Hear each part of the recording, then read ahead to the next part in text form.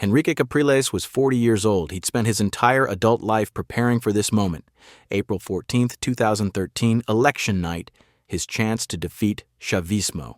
At 11 p.m., his team's exit polls showed him winning by 2 points. At 11:30 p.m., reports started coming in. Voting machines in opposition strongholds were malfunctioning. Ballots were being recounted. At midnight, his phone rang. It was an electoral council insider.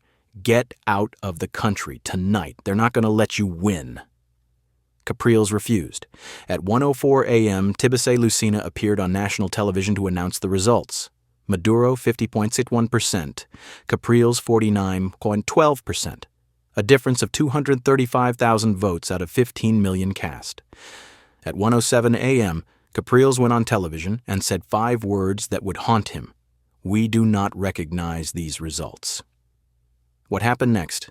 The threats, the violence, the decision by Maduro's inner circle to hold power at any cost marked the moment Venezuela stopped being a democracy and became something much darker.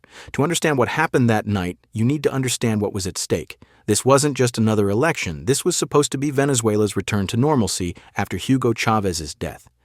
Chávez had ruled for 14 years. He'd survived a coup, a recall referendum, multiple elections. He'd become larger than life, a revolutionary icon across Latin America. And then, on March 5, 2013, cancer took him. The country was in mourning. Millions lined the streets for his funeral. They wept openly. Some fainted. Chávez wasn't just a president to them. He was a father figure, a protector, the voice of the poor. His death left a void so massive that nobody believed it could be filled, certainly not by Nicolás Maduro. Maduro had been Chávez's vice president, handpicked as his successor in a televised address from his deathbed. But everyone knew Maduro wasn't Chávez. He didn't have the charisma. He didn't have the revolutionary credentials. He'd been a bus driver, a union organizer, a loyal foot soldier. He was competent, yes. Obedient, absolutely. But inspiring? No. The opposition smelled blood in the water. If there was ever a time to defeat Chavismo, this was it. And they had the perfect candidate, Henrique Capriles Radonsky. Capriles was everything Maduro wasn't: young, energetic, educated. He'd been governor of Miranda State, one of Venezuela's most important regions, and he'd won re-election by a landslide, even as Chávez swept the presidential race. He was a skilled debater, a savvy politician, and most importantly, he represented change without revolution. He promised to keep the popular social programs Chávez had created while fixing the economy that Chávez had destroyed. In the 2012 presidential election, Capriles had lost to Chávez by 11 points. It was a respectable showing against a living legend. But now, in April 2013, Chávez was gone. The playing field had changed. Internal polling by both campaigns showed the race was tight, dead even. Maduro's campaign knew they were in trouble. They threw everything at the race. Maduro appeared on television constantly, invoking Chávez's memory at every opportunity. He claimed Chávez's spirit visited him as a little bird. He said Chávez had appeared to him in the walls of a metro tunnel. The more ridiculous the claims became, the more obvious it was. Maduro was desperate. Meanwhile, Capriles ran a disciplined campaign. He focused on the economy, on shortages, on inflation, on crime. He promised unity, not division. Hope, not fear. His rallies drew massive crowds. In the final week of the campaign, he held an event in Caracas that brought out over 1 million people. It was electric. It felt like victory. On April 14th, voting day, Venezuelans turned out in record numbers. The lines stretched for blocks. People waited for hours in the hot sun. There was a feeling in the air, a sense that something historic was about to happen. By mid-afternoon, reports started circulating that turnout in opposition areas was exceptionally high. Capriles' team was cautiously optimistic. As the polls closed at 6 p.m., both sides settled in for a long night. But there was something strange happening. The National Electoral Council, headed by Tibisay Lucena, a Chavista loyalist, wasn't releasing the quick counts they usually provided. Normally, within an hour of polls closing, preliminary results would start trickling in. Not this time. By 8 p.m., nothing. By 9 p.m., still nothing. The silence was deafening. On television, government-aligned stations were playing Chavista music videos and showing old footage of Chavez. It was as if they were stalling, filling time, waiting for something. At Capriles' campaign headquarters in the wealthy Caracas neighborhood of Chacao, the mood shifted from nervous to excited. Their exit polls, conducted by independent firms, showed Capriles ahead by 2 percentage points. Nothing was certain yet, but the numbers were good. Better than expected. Campaign staffers started hugging. Some were crying with relief. Maybe, just maybe, they'd done it. At 10 p.m., Capriles addressed his supporters briefly, urging patience. "We wait for the official results," he said, "but we believe in you, and we believe in Venezuela." The crowd roared. Across town, at Maduro's campaign headquarters, the atmosphere was very different. Silent, tense. Aides were on their phones, having hushed conversations. Diosdado Cabello, the powerful president of the National Assembly and a former military officer, was seen entering a back room with several generals. Something was happening behind closed doors. At 11 p.m., the first reports of irregularities began filtering in. Voting centers in opposition strongholds reported that electronic voting machines were being audited. Poll watchers were being told to leave. In some locations, ballot boxes were being moved to secure facilities for verification. Opposition lawyers started making frantic calls. This wasn't standard procedure. This wasn't normal. At 11:30 p.m., Capriles' lead lawyer burst into the campaign headquarters with alarming news. In the state of Miranda, where Capriles was governor, vote counts had simply stopped being reported. In Zulia, another opposition stronghold, the same thing. It was happening in multiple states simultaneously. The machines hadn't malfunctioned. The count hadn't finished. It had been stopped. Deliberately. Capriles immediately got on the phone with international observers from the Organization of American States and the Carter Center. They confirmed what his team feared. There were serious irregularities. Ballot access was being restricted. Chain of custody was being violated. The transparency that Venezuela's electronic voting system was famous for had evaporated. At midnight, Capriles' phone rang. Unknown number. He almost didn't answer, but something told him to pick up. The voice on the other end was shaking. It was someone he knew. Someone inside the National Electoral Council. Someone who'd seen what was happening in the rooms where the real decisions were being made. "Henrique, listen to me carefully. You need to leave the country, tonight, right now. Get on a plane, go to Colombia, to Brazil, anywhere. They're not going to let you win this. I've seen the real numbers. You won. But they're changing them, and once they announce Maduro as the winner, you're not safe here. Do you understand me? You're not safe." Capriles felt his blood run cold.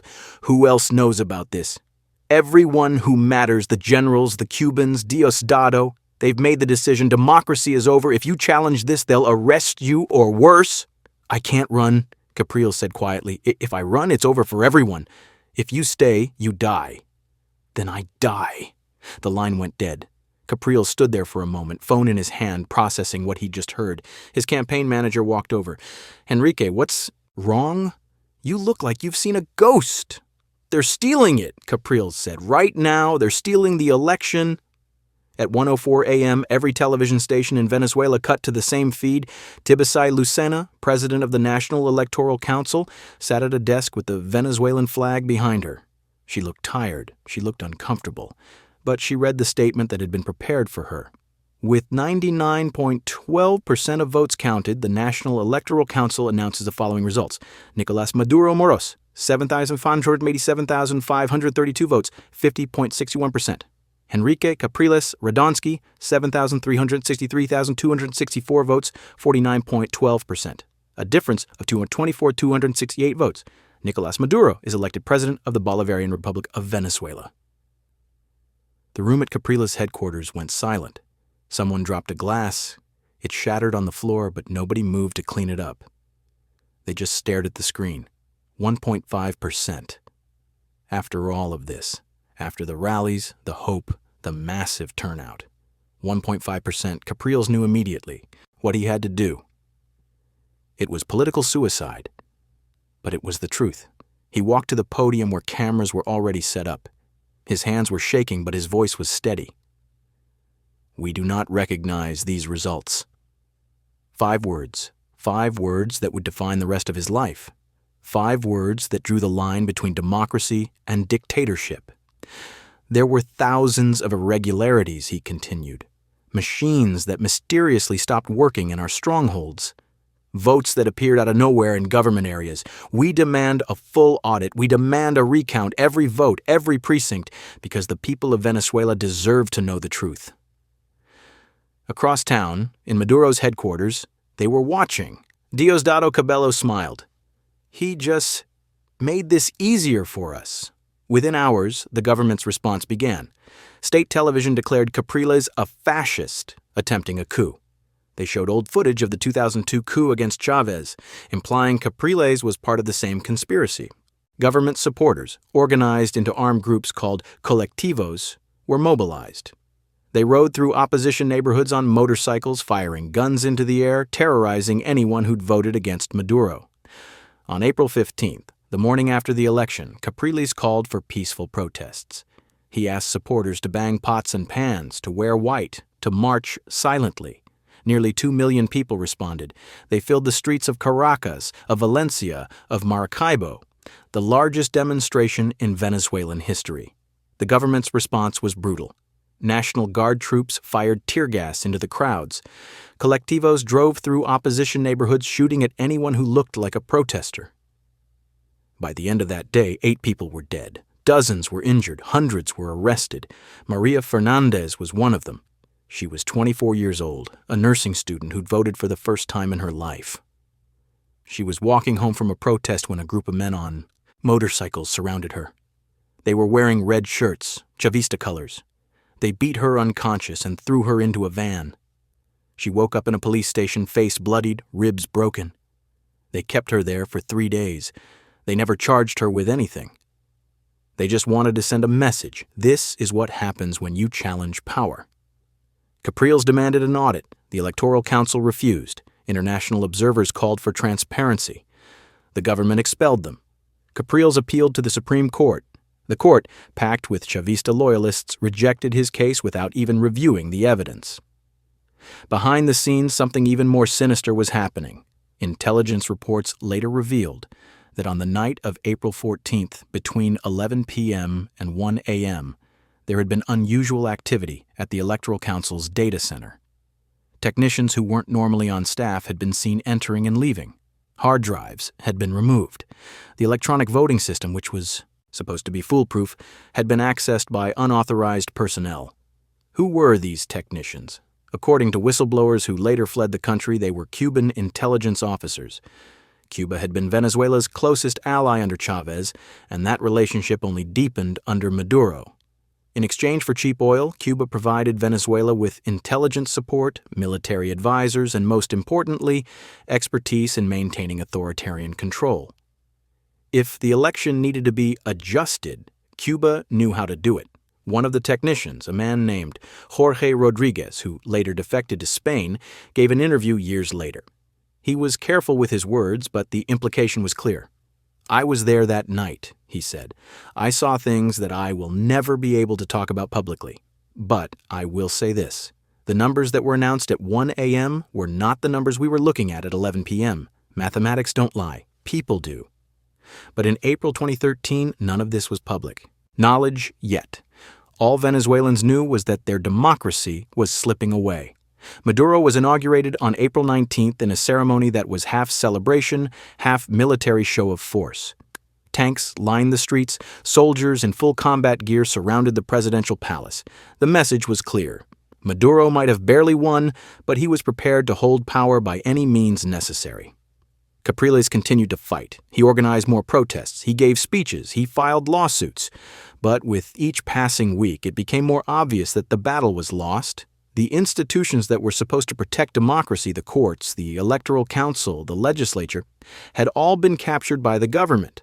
There was no check on presidential power. Maduro could do whatever he wanted, and he did.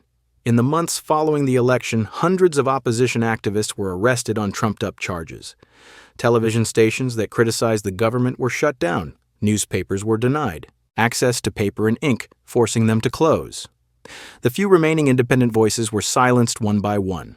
By the end of 2013, Venezuela had effectively become a one-party state. The economic collapse that followed was catastrophic. Maduro, who had no understanding of economics, implemented disastrous policies. He printed money to cover budget deficits, causing hyperinflation. He imposed price controls that led to shortages of basic goods. He nationalized more businesses, driving away investment. Within 5 years, Venezuela went from the richest country in Latin America to one where people were starving, but Maduro stayed in power. How? Because he'd learned the lesson of April 14, 2013. Elections were dangerous. Democracy was dangerous. The people couldn't be trusted. So he built a different kind of state, one based not on popularity, but on fear. Not on legitimacy, but on control. He gave the military control of the oil industry, ensuring their loyalty with corruption. He empowered the colectivos, turning them into a paramilitary force that terrorized opposition neighborhoods. He strengthened ties with Russia, China, and Iran, securing the international support he needed to survive. And he never allowed another fair election again. In 2018, when he ran for re-election, the opposition wasn't even allowed to participate. Their leaders were either in jail, in exile, or banned from running. International observers refused to legitimize the process.